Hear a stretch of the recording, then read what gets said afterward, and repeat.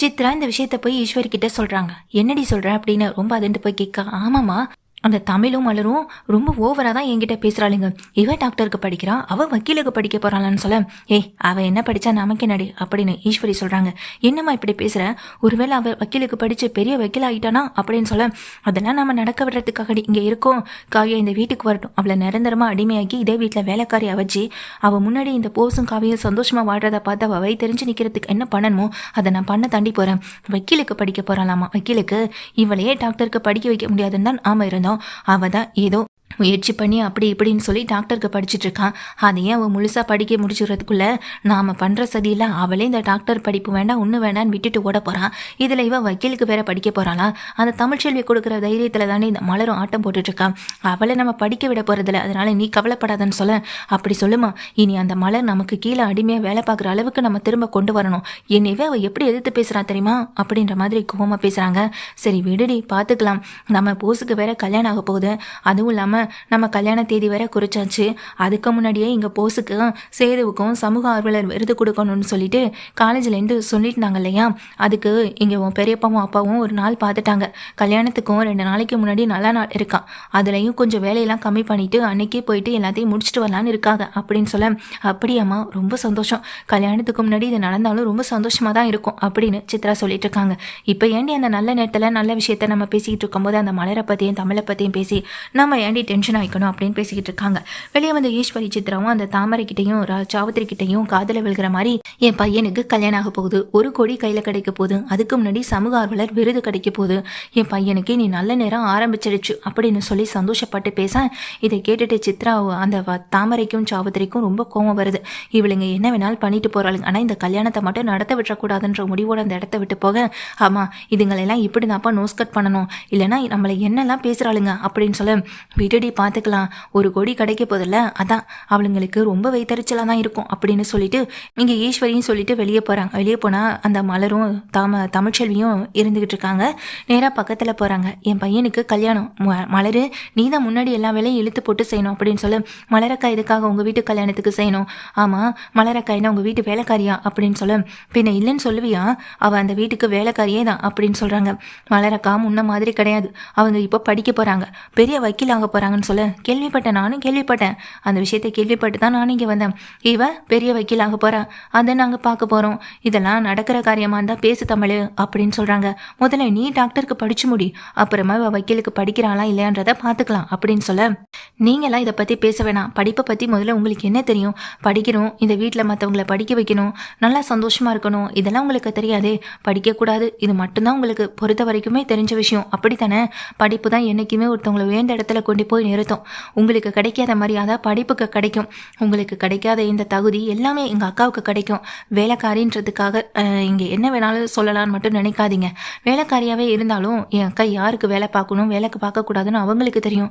என்னக்கா நான் மட்டுமே பேசிக்கிட்டு இருக்க, நீங்கள் அமைதியாகவே நின்றுட்டுருக்கேன், சொல்லுங்கக்கா அப்படின்னு சொல்ல, நான் என்ன தமிழ் சொல்ல போகிறேன், இதில் சொல்கிறதுக்கு எதுவுமே இல்லையே, இனி சொல்கிறத விட செயலில் காட்டுறதானே சரியாக இருக்குன்னு சொல்ல, அப்படி சொல்லுங்கக்கா, இதை விட சிறுபடி வேற என்ன கிடைக்க போகுதுன்னு சொல்லி 2 பேருமே அவமானப்படுத்த, ஏய் நில்லுங்கடி அப்படின்னு சொல்லி இங்கே கத்திட்டே இருக்காங்க. வாங்கக்கா நமக்கு வேறு வேலை என்ன இல்லையா என்ன? அம்மாவும் பொண்ணு இப்படி மாறி மாறி வந்து நம்ம கிட்ட வம்பு போட்டுகிட்டே இருப்பாங்க, நாமளும் பதிலுக்கு அவங்க கிட்ட வம்பு எழுத்துட்டு இருந்தால் நல்லாவா இருக்கும்? அட வாங்கக்கா நமக்கு வேலை இருக்குல்ல அப்படின்னு சொல்லிட்டு உள்ளே போங்க. பாத்தியாமா இந்த தமிழுக்கு எம்புட்டு திமிருன்னு பாத்தியாமா அப்படின்னு சொல்லி சித்ராவும் சொல்ல, இருடி இவ திமிரெல்லாம் ஒரு நாள் அடக்க தானே போகிறேன், காவியா வச்சு இவ திமிரை அடக்குறானா இல்லையான்னு மட்டும் பார்த்துட்டே இரு, அவள் எப்படிப்பட்டவன், எவ்வளோ வேலைகள்லாம் செய்யக்கூடியவன், இனி அவ தாண்டி நம்ம குடும்பத்துக்கே இல்லாமோ அப்படின்னு சொல்கிறாங்க. இதை கேட்டு சித்ராவும் ரொம்ப சந்தோஷத்தில் இருக்காங்க. இப்போ என்ன நடக்குதுன்னா, 2 பேரையும் சமூக ஆர்வலர் விருது கொடுக்கணும் அப்படின்னு சொல்லிட்டு காலேஜில் ஒரு சின்ன ஃபங்க்ஷன் ஏற்பாடு பண்ணி அங்கே வந்துட்டு சேது போசன்னு எல்லாருமே கூட்டிகிட்டு போகிறாங்க.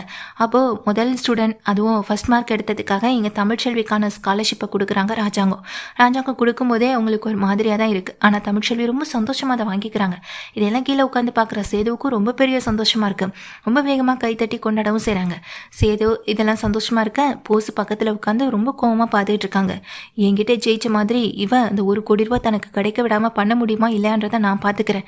இந்த படிப்பை நீ எப்படி படிக்கிறதுன்றதையும் நான் பார்க்க தானே போகிறேன்ற மாதிரி போஸ் உட்காந்து பார்த்துட்டு இருக்காங்க.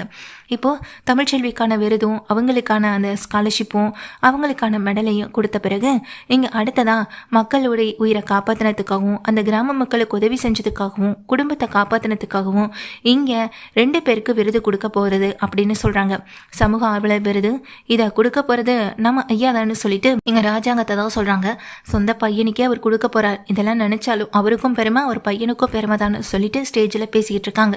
ஸ்டேஜில் பேசின அடுத்த நிமிஷம் இங்கே வந்திருக்கவங்க எல்லாருமே அந்த மருந்தை வந்து எப்படி காப்பாற்றி எடுத்துகிட்டு வந்தாங்க அப்படின்ற மாதிரி சொல்லிட்டு அவங்கள ரொம்ப பாராட்டவும் செய்கிறாங்க. பாராட்டினதுக்கு பிறகு இங்கே ஸ்டேஜில் வந்துட்டு கூப்பிடுறாங்க. முதல்ல சேது ஐயாவை அங்கே இப்போ மேடைக்கு கூப்பிட்றோன்னு சொல்லும்போது சேது வந்துட்டு ஸ்டேஜுக்கு போகிறாங்க. கீழே உட்காந்து தமிழ்ச்செல்வி ரொம்ப சந்தோஷமாக கை தட்டிட்டு இருக்காங்க. மக்களுடைய உயிரை காப்பாற்றினதுக்கு ரொம்ப நன்றிங்க ஐயா அப்படின்னு சொல்லி அங்கே வந்துட்டு சேதுவுக்கு நன்றி சொல்கிறது மட்டும் இல்லாமல் காட்டுக்குள்ளே போன உங்களுடைய அந்த எக்ஸ்பீரியன்ஸ் எப்படி இருந்துச்சு, அந்த வண்டுகிட்டேருந்து நீங்கள் கடி வாங்காமல் எப்படி அந்த மருந்தை எடுத்தீங்க அப்படின்ற விவரத்தை நீங்கள் எல்லாருக்கும் புரியும்படி சொன்னீங்கன்னா மற்றவங்களுக்கு அது ஒரு நம்பிக்கையும் கொடுக்கும் அப்படின்னு சொல்கிறாங்க. தன்னம்பிக்கையும் அவங்களுக்கு அது வளர வைக்கும் அப்படின்னு சொல்ல இங்கே காட்டில் நடந்த எக்ஸ்பீரியன்ஸை சேது வந்துட்டு ஸ்டேஜில் ஷேர் பண்ணிக்கவும் செய்கிறாங்க. அவர் ஷேர் பண்ணிக்கிட்ட அடுத்த நிமிஷமே அவர் கழுத்தில் வந்துட்டு இங்கே மெடல் போட்டு கௌரவிக்கிறாங்க. சமூக ஆர்வலர் விருதுன்னு சொல்லி பரிசும் கொடுக்குறாங்க. அதை சந்தோஷமாக செய்து வாங்கிக்கிறாங்க. இதை நினச்சி இங்கே ராஜாங்கம் பெருமைப்படவும் செய்கிறாங்க. அடுத்ததான் போஸை கூப்பிட்றோம் அப்படின்னு சொல்லும்போது போஸு ரொம்ப ஹாப்பியாக கிளம்பி இங்கே ஸ்டேஜுக்கு போகிறாங்க. இங்கே போஸ்கிட்டையும் வந்துட்டு சில கேள்விகள் எல்லாமே கேட்குறாங்க. நீங்கள் இப்படி அந்த காட்டுக்குள்ளே போயிட்டு எக்ஸ்பீரியன்ஸ் பண்ணினீங்க, உங்களுடைய அந்த எக்ஸ்பீரியன்ஸ் எப்படி இருந்துச்சு இப்படியெல்லாம் கேள்வி கேட்கும்போது போஸ் வந்துட்டு அந்த காட்டுக்குள்ளே போனதெல்லாம் உண்மைதான், ஆனால் அந்த மருந்தை எடுக்கிறதுக்கு தான் அவர் ட்ரை பண்ணவே இல்லைங்க. மண்டையில் அடித்து தானே இந்த மருந்தை பிடுங்கிட்டு வரவும் செஞ்சார். அப்படி இருக்க பட்சத்தில் அவருக்கு அதை பற்றி என்ன தெரியும்? சரி, சேது சொன்னதே நம்மளும் சொல்வோம் அப்படின்னு நினச்சிட்டு சேது சொன்னதே கொஞ்சம் மாற்றி இங்கே போஸும் சொல்லவும் செய்கிறாரு. சொல்லிட்டு அவரும் வந்துட்டு ரொம்ப சந்தோஷமாக நின்றுட்டுருக்காரு. தனக்கு இங்கே விருது கொடுக்க போகிறாங்க, மெடல் கொடுக்க போகிறாங்க, சமூக ஆர்வலர் விருது கொடுக்க போகிறாங்க. இதெல்லாம் லைவாக காவியாக பார்த்துட்ருக்கா, ரொம்ப சந்தோஷப்படுவா அப்படின்னு நினச்சி பெருமிதத்தில் மிதந்துட்டு இருக்காங்க. இங்கே 2 பேர் சொன்னதுக்கும் நிறைய வித்தியாசம் இருக்குல்ல அப்படின்னு அங்கே இருக்க லேடியும் வந்து பேச, என்ன வித்தியாசம் அப்படின்ற மாதிரி இங்கே போஸும் பார்க்குறாங்க. கீழே உட்காந்துருக்க ஈஸ்வரியும் கேட்குறாங்க. அப்போது வந்தவங்களே சொல்கிறாங்க, ஐயா ஒருத்தவங்களுக்கு விருது கொடுக்கறதுக்கு முன்னாடி உண்மையிலேயே அந்த மருந்து அவங்க தான் எடுத்துகிட்டு வந்தாங்களா இல்லையான்னு கன்ஃபார்ம் பண்ணிவிட்டு அந்த விருந்தை கொடுக்கணும். மருந்தை எடுத்துகிட்டு வந்தவங்க எல்லாரும் காட்டுக்குள்ளே போய் தான் மருந்தை எடுத்துகிட்டு வந்தாங்கன்னு ஒன்றும் அவசியம் இல்லையே அப்படின்னு சொல்ல, இதெல்லாம் கேட்ட போஸுக்கும் சரி கீழே உட்காந்துருக்க ஈஸ்வரிக்கும் ஆடி போய் நிற்க, என்ன சொல்கிறீங்க, என் பையன் போஸும் என் பையன் சேது 2 பேருமே தானே போய் இந்த மருந்தை எடுத்துகிட்டு வந்ததுன்னு ராஜாங்கமும் சொல்கிறாங்க. இல்லைங்க ஐயா, சேது ஐயா சொன்னது உண்மை. அவர் அந்த காட்டுக்குள்ளே போய் மருந்தை எடுத்துகிட்டு வந்திருக்கார். அதனால் அவர் எதை பற்றியுமே யோசிக்காமல் நேரடியாக தான் போன விதத்தை இங்கே கரெக்டாக இங்கே இருக்க ஸ்டூடெண்ட்ஸ்க்கு தெளிவாக எடுத்து சொன்னார். ஆனால் போஸு அந்த மருந்தை எடுத்துகிட்டு வரலை அப்படின்னு சொல்கிறாங்க. என்ன சொல்கிறீங்க, அவன் போஸு தானே முதல் மருந்தை எடுத்துகிட்டு வந்து கொடுத்ததுன்னு சொல்ல, இல்லைங்க ஐயா போஸ் அந்த மருந்தை எடுத்துகிட்டு வரல அப்படின்னு சொல்லிட்டு அந்த கிராமத்துலேருந்து 2 பேர் இங்கே சேதுவுக்காகவும் போஸுக்காகவும் வந்தவங்க 2 பேருமே வராங்க. இந்த மலை கிராமத்துலேருந்து வந்தவங்க அந்த ஸ்டேஜில் வந்து நின்னதை பார்த்ததுமே இங்கே போஸுக்கு பயங்கர ஷாக் ஆகுது. என்னாச்சு அப்படின்ற மாதிரி இங்கே ராஜாவுக்கு கேட்குறாங்க. ஆமாங்க ஐயா, மலை கிராமத்தில் இங்கே போஸ் எடுத்துகிட்டு வந்த மருந்து அவர் எடுத்துகிட்டு வந்ததே கிடையாது. அந்த மருந்தை எடுத்துகிட்டு வந்தது யார் தெரியுமா, இங்கே தமிழ்ச்செல்வி அப்படின்னு சொல்கிறாங்க. இதை கேட்டதும் தமிழ்ச்செல்விக்கே ஒரு நிமிஷம் ஷாக் ஆகுது. ஏன்னா இது எப்படி இவங்க மேடம்க்கு தெரிஞ்சதுன்ற மாதிரி யோசிக்கிறாங்க. ஏன்னா இந்த மாதிரி ஒரு அறிவிப்பை கொடுத்ததுமே மலை கிராமத்தில் இருக்கவங்க இது தப்பான ஒரு ஆளுக்கு போய் சேர்ந்துடக்கூடாதுன்னு நினச்சிட்டு தான் வந்திருக்காங்க. ஏன்னா வனவிலங்கு ஆர்வல்கள்லேருந்து பல பேர் அங்கே இருக்க கேமராவை செக் பண்ணி பார்த்ததுல இந்த மருந்தை எடுத்தது தமிழ்ச்செல்வி தான்றதும் தெரிய வந்திருக்கு. அதுக்காக தான் அவர்கிட்ட நாங்கள் கேள்வி மேலே கேள்வி கேட்டோம். ஆனால் அவர் கடைசி வரைக்கும் இங்கே சேது ஐயா சொன்ன அதே பதில தான் சொன்னாரே தவிர மற்றபடி அவர் அந்த மருந்தை எடுக்கவே இல்லை. தமிழ்ச்செல்வி தான் அந்த மருந்தை எடுத்திருக்காங்கன்றது உறுதியாயிருக்கு. நீங்களே அந்த வீடியோவை பாருங்க ஐயான்னு சொல்லிட்டு அங்கே இருக்க காட்டுக்குள்ளே இந்த கேமராவை செக் பண்ணி பார்க்கும்போது தமிழ்ச்செல்வி எடுத்த அந்த மருந்து எப்படி எடுத்திருக்காங்கன்ற ஒரு விஷயம் இது எல்லாமே தெரிய வந்திருக்கு. ஆனால் சேது ஐயா போன இடத்துல இங்கே தூரத்துலேருந்து தான் எடுக்கப்பட்டதே தவிர சரியாக ரெக்கார்டு ஆகலை. ஆனால் அது சேது ஐயா தான் எடுத்திருக்காருன்றதும் தெளிவாக ரெக்கார்ட் ஆயிருக்கு. மொத்தத்தில் இவங்க 2 பேர் தான் காட்டுக்குள்ளே போய் மருந்தை எடுத்திருக்காங்க. ஆனால் எங்கள் தமிழ்ச்செல்வி பின்மண்டையில் அடிச்சுட்டு இங்கே மருந்தை எடுத்துட்டு ஓடி வந்தது இந்த போஸ். இப்படிப்பட்ட ஒருத்தனுக்கு சமூக ஆர்வலர் விருது என்னையா, இவரெல்லாம் தூக்கி உள்ளதாயா வைக்கணும். ஐயா எங்களை மன்னிச்சிருங்க, எம்எல்ஏ வீட்டு பையன்றதுக்காக நாங்கள் இப்படி பேசலாம் இல்லை, ஆனால் உண்மையை சொல்லணும்னா இப்படிப்பட்ட குற்றம் பண்ணவங்களுக்கு தண்டனை கிடைச்சி தானே ஆகணும் அப்படின்னு அங்கே ஸ்டேஜில் இருக்க அங்கே டாக்டர்ஸ் வந்துட்டு அங்கே இருக்க மேடம், காலேஜ் பிரின்ஸ்பாலேருந்து எல்லாமே இங்கே பேசவும் செய்கிறாங்க. மலை கிராமத்துலேருந்து வந்த 2-3 பேரும் எங்கள் போஸுக்கு ஆப்போசிட்டில் தான் இருந்து பேசுகிறாங்க. போஸ் இதை கேட்டு ரொம்ப அதிர்ந்து போக அந்த இடத்த விட்டு தப்பிச்சு ஓட முயற்சி பண்ணும்போது தான் போலீஸ் கையும் களமாக அங்கே போஸை கையை பிடிக்கவும் செய்கிறாங்க. இங்கேருந்து தப்பிக்கவே முடியாதுன்னு சொல்ல, போஸ் நீ இன்னும் திருந்தவே இல்லைல்ல, நீ திருந்திட்ட, அப்படி இப்படி நினச்சி உனக்கு பொண்ணு பார்த்து கல்யாணம் பண்ணி வைக்க நினச்சேன், 1 கோடி ரூபா பணத்தை கொடுத்து நீ உன் தொழிலில் முன்னேறணும்னு ஆசைப்பட்டேன். ஆனால் அது எதுவுமே இல்லாமல் இப்படி பொய்ய சொல்லி திரும்ப திரும்ப குடும்பத்தில் இருக்க எல்லாரும் ஏமாத்திட்டு இருக்கலன்னு சொல்லிட்டு திட்டமும் செய்கிறாங்க. அது மட்டும் இல்லாமல் அங்கே நின்றுட்டு இருக்க சேதுவுக்கு ரொம்ப பெரிய கோவம். என்ன கோவம்னு பார்த்தா, இங்கே எதுக்காக தமிழ்ச்செல்வி மண்டையில் அடிச்சுட்டு வந்த, அவளை உனக்கு பிடிக்கலைன்னா அவகிட்டே இந்த மருந்தை வாங்கணும்னா நேரடியாக போராடி வாங்கணும் தெரியாதா உனக்கு? இல்லைனா உனக்கு அந்த மருந்து எடுக்கணும்னா நீயே போய் எடுக்க தெரியாதா? இப்படி கர்ப்பமாக இருக்க ஒரு பொண்ணோட தலையில் அடிச்சுட்டு வந்திருக்க, உனக்கு இது கொஞ்சம் கூட வெக்கமாகவும் அசிங்கமாகவும் இல்லை அப்படின்னு சேதுவும் அடிக்க செய்ய ராஜாங்க வந்து தடுக்கிறாங்க. ஐயா விடையா, நீங்கள் கூட்டிகிட்டு போங்க முதல்ல இவனன்னு சொல்லிட்டு போலீஸ்கிட்ட சொல்லி போஸை கூட்டிகிட்டு போகவும் வச்சிடறாங்க. போலீஸும் போஸை அந்த இடத்துலேருந்து கூட்டிகிட்டு போகவும் செய்ய இங்கே போஸும் வந்துட்டு வசமாக சிக்கிக்கிறாங்க. காவியா இதெல்லாம் பார்த்து ரொம்ப டென்ஷன் ஆகிட்டு இங்கே ஃபோனை தூக்கி போட்டு உடைக்கவும் செய்கிறாங்க. 2வது தடவையும் நான் ஏமாந்து நிற்கிறேன், முதல் வாழ்க்கையில் ஏமாற்றம், 2வது வாழ்க்கை தொடங்குறதுக்கு முன்னாடி ஏமாற்றம்னு எல்லாமே இங்கே காவியாவுக்கு கிடைக்கவும் செய்யுது. நேர்மையாக இல்லாத ஒருத்தனை என்னால் கல்யாணம் பண்ணிக்க முடியாது அப்படின்னு அங்கே காவியா நினைக்கவும் செய்கிறாங்க. இப்போ இங்கே போஸும் கையும் களமாக சிக்கினதுனால ஈஸ்வரி சித்ரான்னு எல்லாருக்குமே 1 கோடி கிடைக்காம போனது நினச்சி அங்கே வந்துட்டு சௌத்ரி தாமரை ரொம்ப சந்தோஷப்பட, இங்கே கடைசியில் எங்கள் தமிழ்ச்செல்வி எங்கே எப்படி வந்துட்டு சவால் விட்டாங்களோ அந்த சவாலை ஜெயிக்கவும் செஞ்சிடறாங்க. இது எல்லாமே எப்படி நடந்ததுன்ற ஒரு குழப்பந்தான் இருக்குது. நம்ம சவால் விட்டோம், ஆனால் அதில் எப்படி நம்ம ஜெயிச்சோன்னே தெரியாமல் இருக்காங்க. எந்த விதமான ஒரு ஏற்பாடும் பண்ணாமல் இதில் நம்ம ஜெயிச்சிருக்கோமே நினச்சிட்ருக்காங்க. ஆனால் அது எல்லாமே அவங்களுக்கு பிறகு போகிற குழந்தையோட அருள்னால தான் எல்லாமே நல்லபடியாக நடக்கவும் செய்யுது.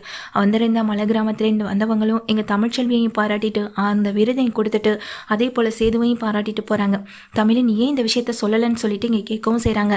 அப்போ தான் தமிழ்ச்செல்வி சேதுக்கிட்ட சொல்கிறாங்க, எந்த எவிடன்ஸும் இல்லாமல் என்னால் எப்படி சொல்ல முடியும்? அப்படியே நான் சொன்னாலும் வீட்டில் இருக்க மற்றவங்க நம்பியிருப்பாங்களா?